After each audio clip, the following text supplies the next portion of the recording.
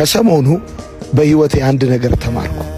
አንድ ሰው ድንጋይ በወፍ ላይ የሚወረውረው ለትምህርት፣ ለማስጠንቀቂያነት ወይም ለጨዋታ አይደለም፣ ለመግደል እንጂ። ወፏም ለምን እንደተወረወረባት ምክንያቱን ለማወቅ ቁጭ ብላ አታስብም፣ ጊዜም አታባክንም፣ ትበራለች እንጂ። ምክንያቱም መርሳት ከመረዳት የበለጠ አስፈላጊ ነው። ሰው ግን ብዙ ጊዜ ስለተወረወረበት ድንጋይ ምክንያትና ውይይት ይፈልጋል። መሞቱን ለሚፈልጉ ሰዎች እንዲረዱ ጥረት ያደርጋል። ከዛ ቁጭ ብሎ መልስ ይሰጣል፣ ለምን እንደከዱት ያስባል። ይሄ ሁሉ ሲሆን ግን የሚቀጥለው ድንጋይ እየተነሳ ነው። ማንም ሰው ሕይወትህን ዓላማህን ለማጥፋት ከሞከረ በኋላና ካልተሳካለት ያለ ውይይት የቀረበ ጥሪ አይደለም።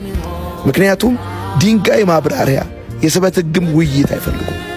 የተወረወረባትን ድንጋይ ቆማ የምታስብ የምታሰላስል ፈላስፋ ወፍ የለችም።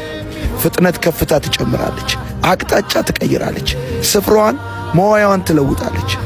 ከዛ ለመድረስ አስቸጋሪ ትሆናለች። የተረፍከው እግዚአብሔር ስለከለከለልህ እንጂ መትረፍህ የንጹሕነታቸው ማረጋገጫ ሳይሆን በአጠገብህ የነበረው አደጋ ማሳያ። ስለዚህ አንተም ፍጥነት ከፍታ ጨምር፣ አቅጣጫ ቀይር፣ ስፍራ ለውጥ። ለመደረስ አስቸጋሪ ሁን።